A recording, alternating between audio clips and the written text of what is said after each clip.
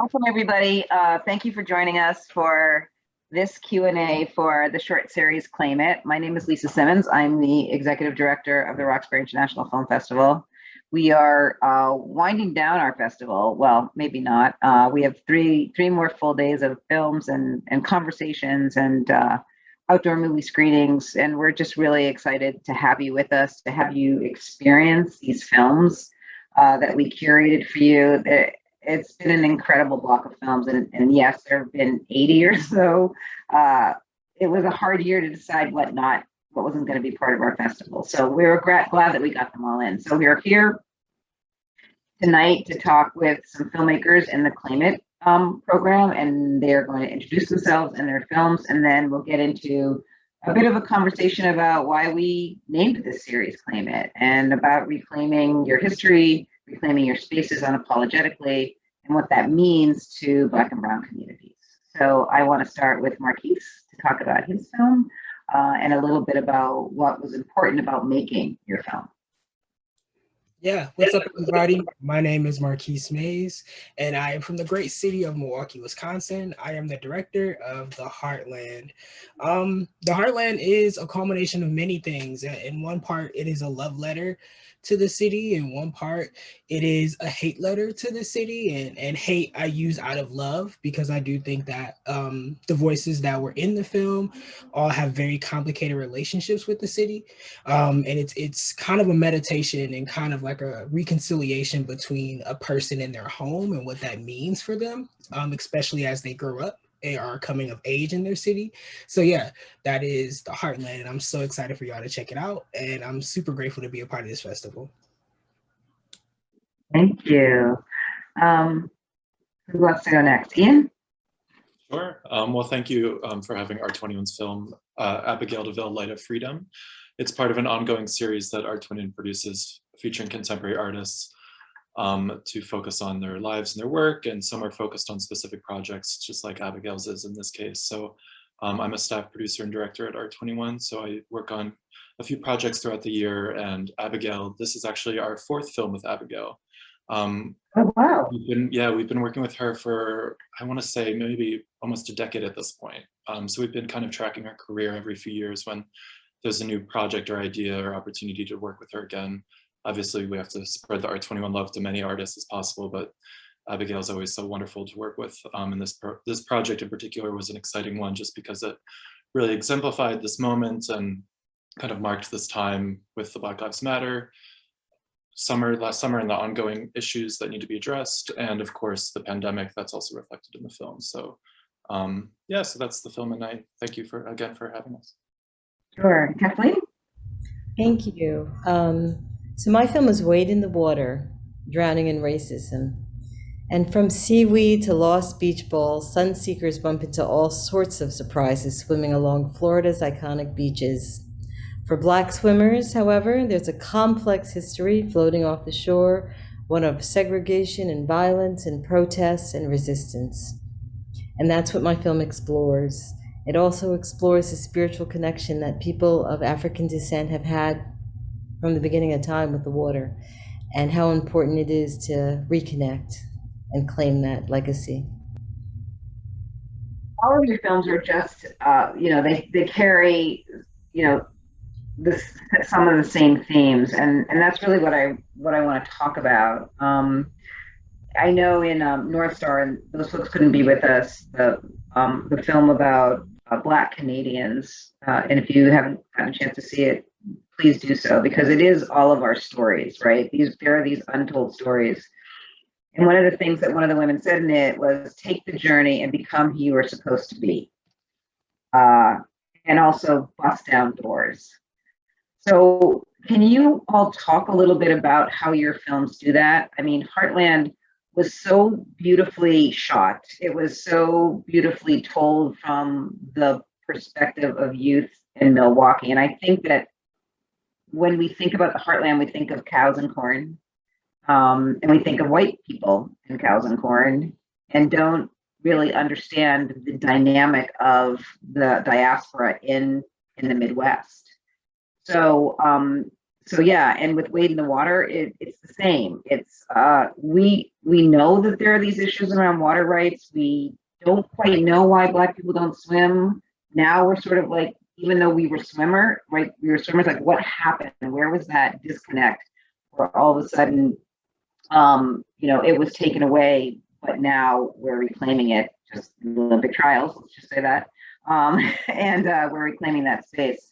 And with Abigail, it's the same thing. It's like, I'm going to stake a claim in a major space in New York to create a structure and a sculpture around saying we are here, we matter. So if you all can just sort of talk about that, about breaking down those doors, about reclaiming those spaces in your films, I think that's a great place to start. So Marquise, why don't we start with you? Yeah, for sure. I do think that all the films really work well with each other. I was looking at the kind of curated art block, and I'm just like, wow, these really just go hand in hand. So I'm grateful. I'm grateful to be a part of it. Yeah, you're right. I think I'm grateful because I've always seen Milwaukee in my city in all of its beauty and in all of its flaws. And I think the biggest thing that I wanted to do with the Heartland was give the kids in our city the opportunity to see themselves in beauty, to see themselves in light, to see themselves in like in a mirror, pretty much. I think the biggest thing about growing up from Milwaukee is that a lot of the time film here seems so unobtainable as far as making film and doing it, because a lot of the people who are making film here are middle-aged white men. So for them to be, and I use a whole bunch of non-actors, like a lot of the people that were in the film are people that I just walked up to, me and my crew, and asked if they wanted to be in it, and they are naturals. They want to be on camera. They want to see themselves in that way, in slow motion.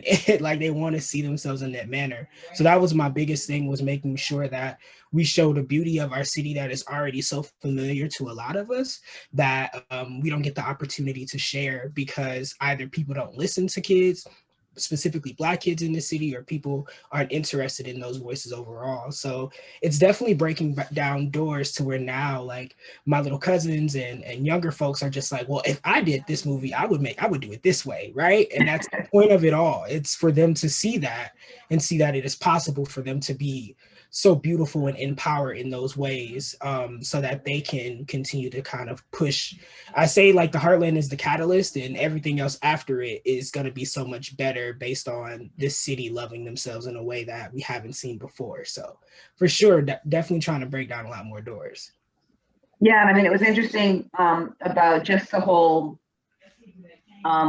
dance Yeah, scene in Milwaukee, and how all of a sudden it was like, oh wait, like there's a way we can make money off this. This is a way we can actually make the city make us look good in the city. And then all of a sudden it becomes a thing, and it becomes this is what Milwaukee is about. And I just thought that was an interesting part of it. Like, once people started banging and having those competitions, it brought in money, it brought in recognition to a part of the city that no one was even paying attention to. exactly.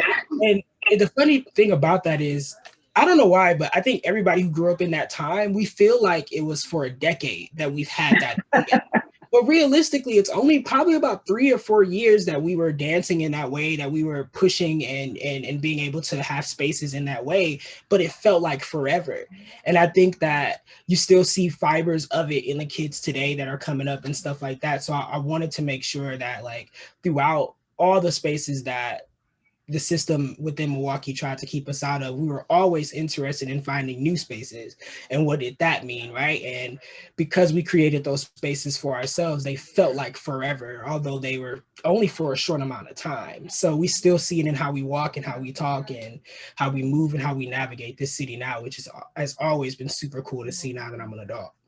Yeah, I mean, that's amazing. And it's interesting because when you were saying about the films go together, because I was thinking about it as I was looking at Wade in the Water, it's the same thing. It's that value of water. It's sort of like this was the catalyst that changed, Black people could swim. I mean, we came from a water culture, and then all of a sudden you had the incident in Florida and throwing acid in the pool, and then creating these gated communities. And then all of a sudden, there was this whole just shift and that taking away where Black people were no longer swimming.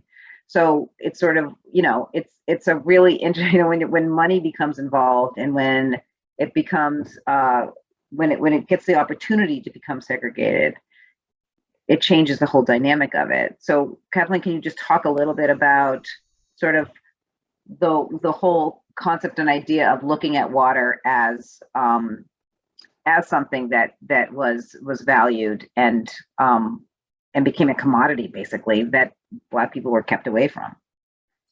Yes, I can. Thank you. So I'm very active with a group that we're a community of practice. We meet at the beach every Sunday morning. When you submerge yourself in the water, your blood pressure goes down, your blood vessels open up. So there are healing benefits to the water. We're 70% water. It's natural for people to want to seek water, especially in hot climates like South Florida, where I live. So to have that access denied to people, and think about this. My father was born in Hollandale Beach, Florida, 1930, pre-central air conditioning, pre-air conditioning. I was born in New York, and we used to make our pilgrimages down here, pile in the station wagon and drive to South Florida and visit the beaches, which were spectacular, some of the most beautiful beaches in the world. And I really wasn't sure why my father didn't know how to swim until I put the pieces of the puzzle together. It was when I made this journey to the International Swimming Hall of Fame, and Bruce Wygo had put together this art exhibition that chronicled the history of swimming from ancient African cultures and society to modern times. The Africans taught the Europeans how to swim when, the plague was rummaging through Europe and no one was bathing. Africans were swimming and diving. So that water culture carried over. And then when water became a commodity, when people in the Americas started to realize that there was, leisure benefits to being close to the water, and they denied access to the beaches for Black people after, emancipation, and you needed an ID card to actually get to the beach. You could be there if you were working for some white people, if you were, a maid or a chauffeur or whatever, cook. You could get there during work hours, but then you better hightail yourself out of there before sundown. So it's just such a cruel thing that was denied people. And, not only is learning how to swim, a life-saving technique, but, like I mentioned, there are healing properties. There's, it de-stresses you, it relaxes you. And there's also spiritual connection to the water that, people of African descent have had. So it became a commodity. Black people's lands were seized, and we were pushed away from the waterways here and denied access to the beaches and the swimming pools. And that was the reason that for many Black families who were wanting to take care of their children, their message to their kids to save them and keep them safe from drowning became stay away from the water.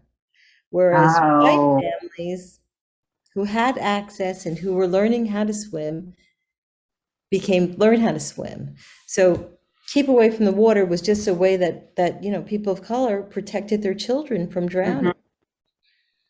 And that is so interesting, because we had this conversation, because Kathleen and I have spoken on a number of occasions on different panels and things. But it's interesting, when you were talking about, when we were doing some interview, you were saying that you made this, one of the reasons why you made this film was so that Black kids would learn how to swim, that you would hope that this would, that's one thing about the history and the discrimination of water, but you thought about it more as a way to help Black people get back in the water, because every summer we see what happens, especially in urban communities, where kids go to a pool and every summer, yeah, where kids of African descent drown at 5 times the rate of Caucasian kids. So yes, absolutely. I That's what this film is for. It's a tool to educate. It's for community outreach and engagement, and to sort of change the culture that, yeah, this was a part of our culture traditionally. So we need to get back to it. We need to learn how to swim. And, yeah, number one, drowning prevention. Number two, health and wellness. And number three, for spiritual reasons. Yeah, I mean, there is so much in that film and all of your films to sort of unpack. And for you, Ian, for Abigail, it's really one of the things that she says in the beginning is like, no struggle, no progress, right? And that she was really touched by the Black Lives Movement and reclaiming sort of that whole idea around justice with the Statue of Liberty. And that you have this notion of freedom that is, continually under construction. Mm-hmm. And I think that, we, when you're thinking about Heartland, and when you're thinking about Wade in the Water, and when you're even thinking about New York City and spaces that are open for people of color to even do their art, are so limited, and there's always questions around that. So can you just talk a little bit about how that, she's got a major sculpture in a space where, probably 15 years ago wouldn't necessarily, you'd have to jump through hoops to get that. Sure. Yeah. So that focus on the continual work that needs to be done, I think, is my favorite part of the film. And her sculpture, there's, the beautiful torch, but I think the scaffolding around the torch, I think, is so incredibly meaningful when you really look at it for a long time. And she paints it gold because, that's her aesthetic and it's fabulous, but, it draws your attention to it and just kind of highlights that work that always has to be done. But yeah, and through our work as filmmakers, making a piece about the work, it's really giving space to the artist and just trying to further, visualize and share her ideas and give her more space. It's a temporary sculpture that is traveling currently. So it's now in Arkansas. Oh, wow. A place called The Momentary, and it'll soon go to the Hirshhorn Museum in Washington, D.C. But in creating this short film to accompany the sculpture, it's, a permanent document for a temporary piece. So the film can, obviously travel further outside of the city than the sculpture itself can. So just kind of preserving her ideas in this moment and sharing them as widely as possible. And especially for an educational audience is really one of our core demographics that we're trying to reach with our films. Yeah, I mean, I think that, one of the things that we really try hard to do at RoxFilm is present films that have some sort of, it's not like an educational component, but has some sort of activism or action attached to it, and telling stories, as we often say, the voices that aren't often told. And one of the things in her, in the film, she talks about waves of protest, like she uses the blue as the hottest part of a fire. And so I was just thinking of waves of protest, and with Kathleen's film, waves of protest there as well. And those waves of protest that are happening at the Heartland. So we're constantly and continually in these waves of protest, right? So at one point it's going out to sea, and the next minute it's coming back. And we're, as Black people, constantly in this, in this tidal water, whatever you want to call it. So where are we now for Heartland, for Wade in the Water, and even for Abigail in 2021, and looking towards our future? Is it, are we on the good side of that wave? It's really hard to answer that question because there's such an ebb and flow to wave, and thank you, Marquise. That's what I was looking for. Ebb and flow. Yeah, there we go. It's such an ebb and flow to waves. It's such an ebb and flow to stories, and I think I'm really, really excited about what the Heartland is to my city and how people feel about it in my city, and I'm grateful for that. But I think, if anything, it's pushing me to dive even deeper into the history and the kind of nuances of growing up Black in a city that historically has never cared, right? There's such a deep history to Black Americans who, especially because a lot of the Black people who are from Milwaukee or who do live here are all Southern transplants. We all come from the South. So even within that Great Migration, what was Milwaukee then for Black people in the 60s, and the 50s, the 70s? And I think I'm really interested in just uncovering what our lives were. I think the biggest thing growing up was that, yes, we were introduced to who I never felt like I had to question my Blackness while being in Milwaukee, first and foremost. I think who I am as a Black man is 100% informed by the Southern Black women I was raised by, but then two, the Black community in Milwaukee, Wisconsin. I think the issue is that a lot of us face in this city is that it is so hard for us to see ourselves, that we see other Black folk from other cities and we see their lives and what they're experiencing, and it becomes very easy for us to want to run away from this place. And I want to be able to create work in films that encourage people to stay. I'm kind of saying that kind of like a little hypocrite because I did leave. But it is when I left that I realized that the only place I'd rather be is here at this moment. Not for any vanity or not to take advantage or anything, because simply because the work that is here for me to do, it's more of a responsibility than it is me wanting to be back home with family. I feel indebted to this place based on what I was missing when I was gone, right? And I think that is where the tide is going. Milwaukee, there's so many young Black people right now who are, in a lot of ways because of COVID, one way, who had to return back home. But they returned back home hungry and ready to see themselves by any means necessary. And I'm super excited because now the kids get to see us do it, and they will do it in return. And it will just become a cycle, and it'll become known that, hey, you know, for example, this year alone, there's 2 big films, my film and then another feature film about Milwaukee that came out. Like, that is historic in our eyes. Right, like what is that? Like what all of a sudden? Like what is going on? Midwest. I'm yeah, living in Milwaukee. Midwest, you know, and that feature film growing up Milwaukee is on HBO. And now these kids are just like, what? It's something about us on HBO? Like, that's crazy, that's cool. And that's the point of it all. Providing opportunity and spaces for them to see themselves in us. And then all about saving these images, saving these movies, saving these stories, so that years from now, they got the syllabus, they have the guide, they have the review on how to navigate this crazy city.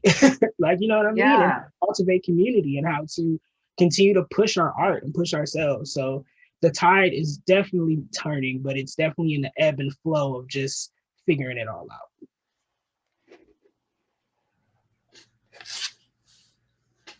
Kathleen, for Wade in the Water, I you know, it's interesting because I mean I'm on Cape Cod, and there are public beaches, but so many of the beaches have now been claimed, right, for gated communities.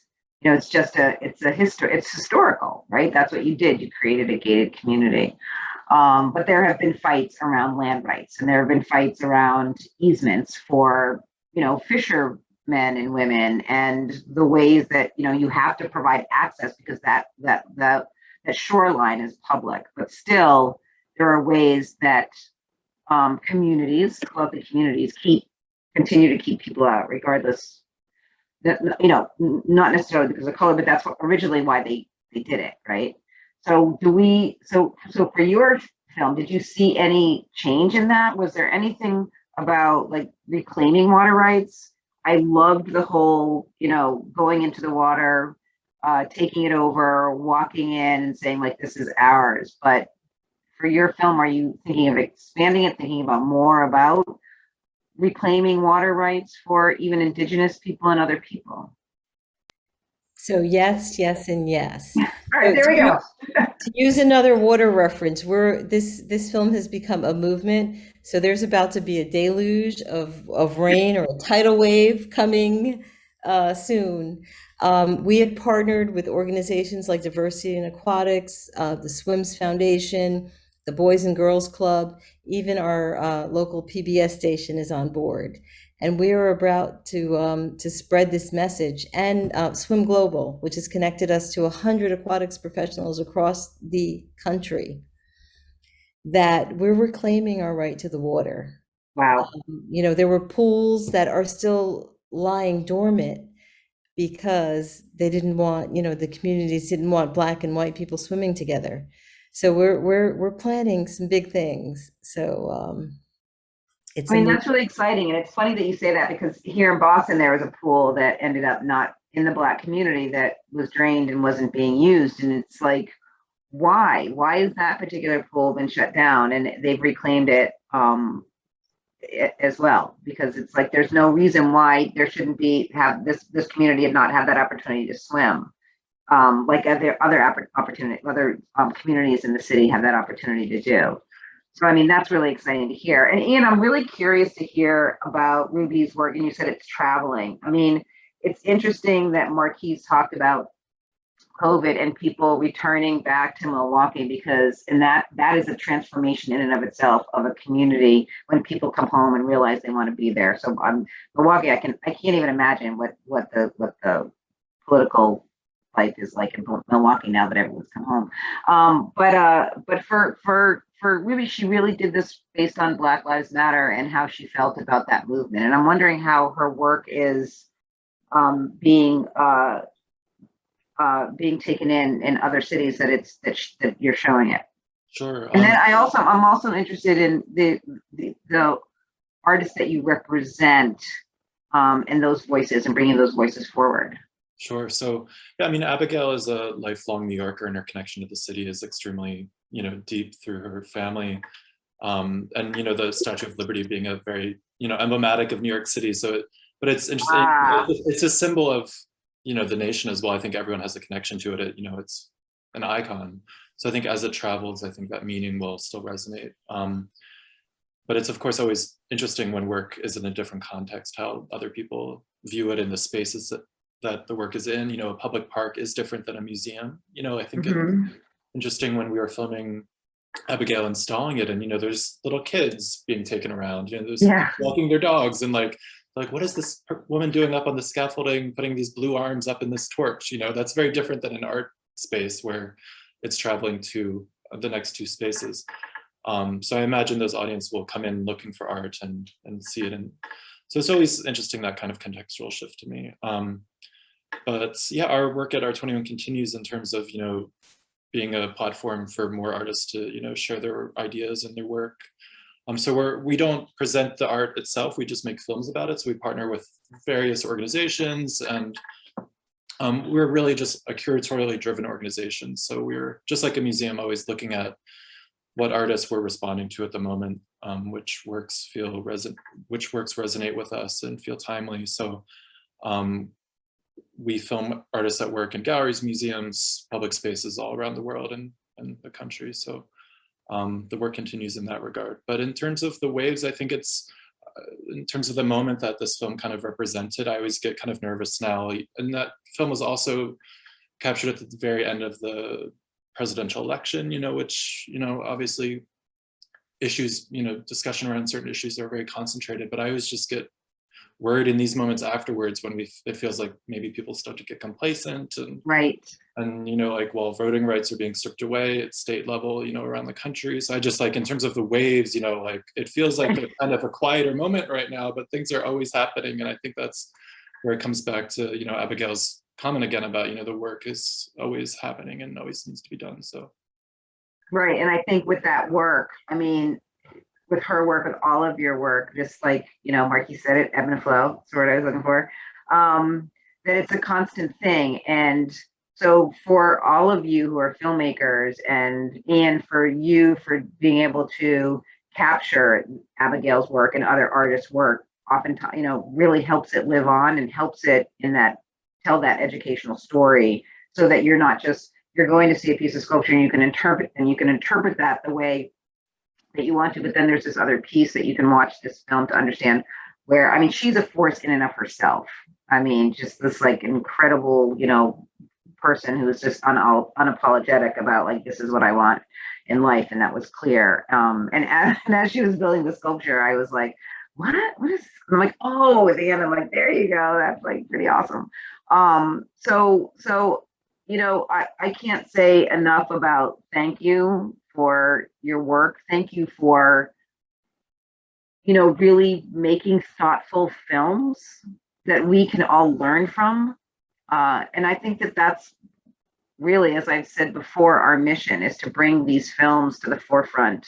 Our audience loves these films because there are places and spaces that they don't necessarily know about. And if they do, they're learning something more.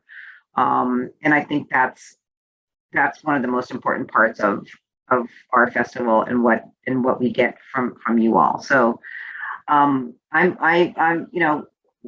my sister went to school in Wisconsin, so she and my nephew's living there now. But Milwaukee, right? You didn't really know much about Milwaukee, and the water rights I know a little bit about, but not to that extent, Kathleen, and can't wait to see more and hear more. And as the world starts to understand that Black people can swim, as we've seen, as I said, in the Olympic trials, the world opens up. The more that we can explain to people and show people, the more it opens up. So any last words? Thank you all so much for your work. I see one question by Cardina, which thank you so much for all the kind words too. I really do appreciate that. Like, again, it's been an honor. To answer your question, Cardina, she asked, at what point did I start promoting and seeing and claiming my value and creative contribution and staying in the city rather than seeing success as leaving the city? Again, I think that when I did leave the city, I left for college for undergrad and graduate school. I went to film school. And I think that it was when I was in film school, I was learning a lot of foundation. I was learning a lot of technique, which I'm grateful for. But every story that I made, and I went to film school for research as well. So I was about to be like a teacher, and like I was going that route, a film teacher route. And it was everything that I was writing about was about Milwaukee. Not on purpose, but everything was about Milwaukee. And it was so hard to make short films about Milwaukee.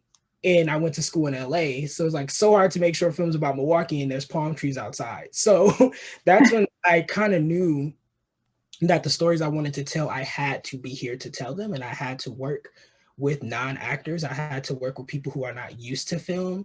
And I think the biggest thing I realized about people from my city is that we have a troubled relationship with filmmaking. We have a troubled relationship with cameras based on the exploitation of our neighborhoods by newscasts and like just the sheer projection of Black trauma in our city. So I'm interested in repairing that relationship with our relationship with cameras, and knowing that documentary has always been an invasive genre, right? And how do we repair that relationship?